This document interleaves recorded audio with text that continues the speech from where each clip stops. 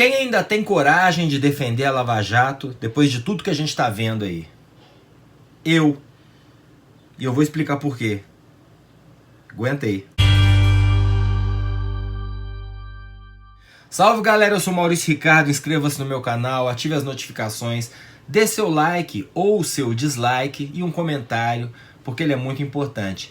A gente sabe, isso é real, a Lava Jato tem efeitos na economia, teve efeitos na economia e continua tendo. Foi ruim para as empresas envolvidas, e um discurso muito comum entre as alas mais radicais da esquerda é a de que a Lava Jato deu mais prejuízo para o país do que trouxe lucro. Eu não vou tirar a razão da esquerda. Esperem eu concluir meu raciocínio, por favor. Não joguem as pedras antes e nem comece a armar seu raciocínio antes de eu completar. O Lula disse, quando tudo isso terminar, você pode ter muita gente presa, mas você pode também ter milhões de desempregados no país. Sim, isso é um fato. Desde o início da operação, um monte de órgãos de imprensa vinha conversando sobre esses impactos, principalmente à medida em que ela foi avançando para cima das grandes construtoras e tudo. E muita gente falou que sim, que ela teria um impacto negativo no PIB. Mas eu não vi gente séria falando que a Lava Jato é responsável pela crise do país. Não. O que a Lava Jato fez foi piorar o nosso resultado do PIB. E uma das críticas feitas à Lava Jato é que ela puniu muito pouco os donos das empresas e puniu as empresas. Isso é uma coisa pra gente parar pra pensar e refletir um pouco. Espera um pouquinho.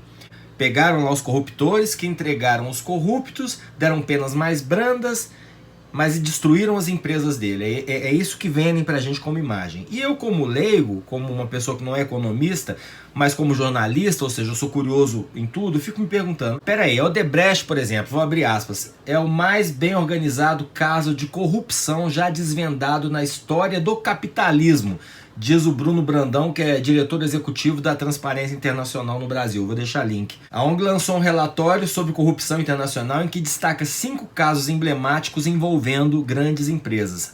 Há no documento um capítulo especial sobre o escândalo da Odebrecht que contabiliza 788 milhões de dólares pagos em propina a políticos e agentes de governo de 12 países durante mais de uma década. Aí eu te pergunto, se a corrupção é sistêmica na Odebrecht, você tem que tirar todos os executivos da Odebrecht e limpar a Odebrecht. Quem vai cuidar da Odebrecht? A gente nova. E é isso que vai garantir o emprego daquele funcionário que está ali embaixo, daquele operário que está ali, que precisa levar o pão para casa? Parece lógico, né? Mas aguenta aí. Quem está contratando a Odebrecht para fazer a obra? Não tem alguém contratando? Não é uma construtora? Se você começa a construir uma casa, começam a roubar material na sua casa, você descobre que o mestre de obras estava com um rolo com o engenheiro para poder faturar mais, superfaturar e te arrancar dinheiro, você vai simplesmente paralisar a sua casa ou você vai trocar esse mestre de obra, esse engenheiro, por outras pessoas e continuar a obra? Entendam que o que parou o Brasil e a economia não foram as empresas, não foi a Odebrecht, foi a Petrobras que teve que parar os investimentos, porque ela sim estava absolutamente mal gerida e ela era do Estado, e ela era contratante. Então não é que a Lava Jato quebrou as empreiteiras corruptas compraram os executivos e políticos corruptos para superfaturarem as obras, dando um prejuízo gigantesco aos cofres públicos e tirando dinheiro importante da economia para injetar no bolso de vagabundo. Então, se num primeiro momento você tem uma queda no PIB e um aumento no quadro de desemprego porque a Petrobras parou de investir, a culpa não é do órgão fiscalizador que foi atrás disso. Então, assim, tem duas coisas que a gente precisa separar. Uma coisa é a atuação dos procuradores e até do juiz deslumbrado da Lava Jato. Procuradores deslumbrados e juiz deslumbrado, que com as suas conversinhas de bastidores tornadas públicas com os vazamentos da Vaza Jato, nos mostraram que não tinham aquela tarja que faz a justiça ser cega. Pelo contrário, encaminhavam suas decisões e suas ações de acordo com uma pauta também política, o que é um absurdo. Isso não poderia acontecer. Agora, olha a incoerência. As mesmas pessoas que dizem quem tinha que pagar eram executivos das grandes empreiteiras, não as empreiteiras. Chega e fala, a Lava Jato é uma porcaria. Não, quem tem que pagar são as pessoas erradas na Lava Jato, não a operação em si. uma vez que a operação em si estava limpando o Brasil. Quem elegeu o Bolsonaro esperando o quê? Que desse gás na Lava Jato. Agora, para dar gás na Lava Jato, o que teria que ser feito? Teria que se levar muito a sério as denúncias contra as laranjas podres dentro da Força Tarefa, tirar as laranjas podres da Força Tarefa e dar mais força para a operação. Onde pega que o ministro da Justiça é justamente o juiz da Lava Jato, que foi içado ao posto de super-herói, com direito a balão inflável pelo povo brasileiro, porque estava fazendo esse trabalho. E agora a gente descobriu que sim, que ele tinha projetos políticos e que ele usou a operação toda a serviço de um grupo político que está longe de ser honesto, mas longe de ser honesto. E agora está lá, engessado, porque não pode fazer nada. Se continua com a Lava Jato, acaba com a governabilidade do governo e acaba por quê? Porque o governo tem rabo preso. Porque Bolsonaro tem Flávio Bolsonaro como filho. E Flávio Bolsonaro é ligado a Bolsonaro. Então que sim, tem muita lógica, um acordão envolvendo outros entes políticos e do judiciário para parar com esse negócio aí. Porque quando a gente está falando da maior corruptora da história do mundo, a Odebrecht, só para dar um exemplo, ela é uma das empresas. A gente está falando de uma empresa que compra políticos, mas que compra também juízes. E eu não vou falar que comprou um dos 11 ministros do Supremo, porque eu não tenho provas sobre isso e é a mais alta corte do Brasil. Mas que é muito estranho o comportamento do STF diante de um monte de coisas, e que nenhum brasileiro colocaria a mão no fogo por ele, também é verdade. Então agora o que a gente vê aí é um governo amarrado não só pela vaza-jato do Glenn Greenwald, vamos lembrar, amarrado desde o Queiroz, por causa do Flávio, por causa das rachadinhas de funcionários fantasmas. O Bolsonaro sabe que ele tem telhado de vidro. Só os mais fanáticos ainda estão do lado dele achando que ele é vítima nisso tudo. Não é. Meu Deus do céu, não é. Como também não era vítima o Lula. E que é um discurso muito cômodo para o Lula desqualificar totalmente o trabalho de luta contra a corrupção no Brasil, dizendo que a Lava Jato está gerando desemprego e destruindo a economia. Não destruiu. Numericamente, os especialistas falam, pode ter contribuído, mas não destruiu. A Siemens está segura no caso de, por exemplo, uma empresa estatal da Alemanha parar de comprar dela. A Odebrecht não. Ela dependia quase que exclusivamente de negócios com o governo, e negócios corruptos. A empresa mais corrupta do mundo estava aqui no Brasil. E aí a gente está diante daquele velho e clássico caso do cara que pega a mulher traindo ele com um amante no sofá e resolve o problema vendendo o sofá. Então deixa a corrupção, porque a Lava Jato é uma porcaria, ela estragou a economia, ela causou desemprego. A culpa não é do Odebrecht? Não. A culpa não é da má gestão da Petrobras? Não é não. Se tivesse dado penas mais pesadas para os donos das grandes empreiteiras, tudo continuaria normal? Eu repito, não existe corruptor sem corrupto.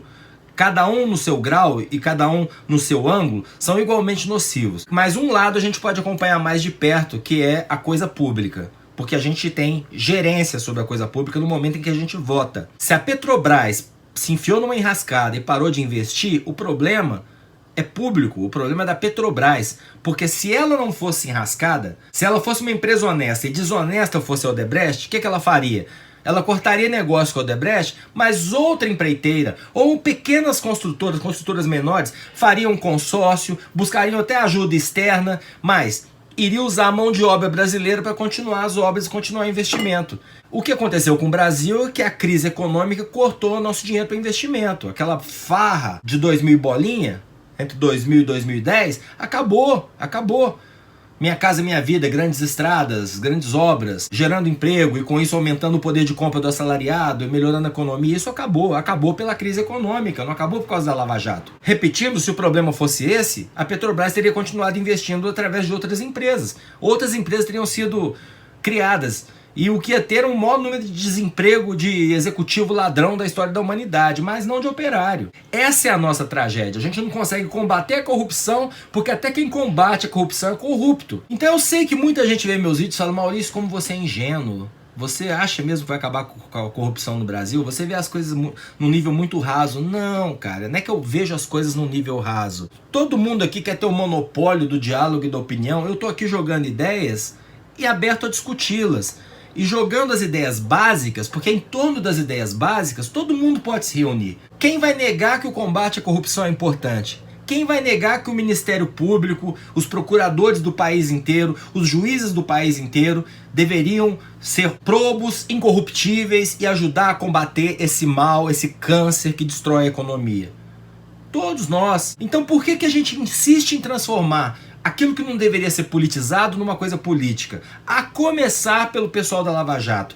Porque essa é a desgraça brasileira. A gente não consegue se ver como povo, deixando as suas preferências partidárias, nem são suas ideologias, suas preferências partidárias em segundo plano, para discutir o Brasil. Porque aí, entrando num campo mais polêmico, que às vezes me empurra mais para o liberalismo, e isso é que as pessoas não entendem, no mundo globalizado, o poder do Estado também é um pouco limitado. Vocês sabem disso. A gente já vive um mundo globalizado. Se você trabalha numa área que envolva a internet e você domina o inglês, seu mercado de trabalho é o mundo. Isso já existe. Brasileiros trabalhando em animação para Pixar, trabalhando em programação de computadores para empresas da Índia, empresas dos Estados Unidos, empresas não sei da onde, de casa. Nem aí para a política econômica do Bolsonaro, porque ele estava faturando lá fora, mas morando aqui.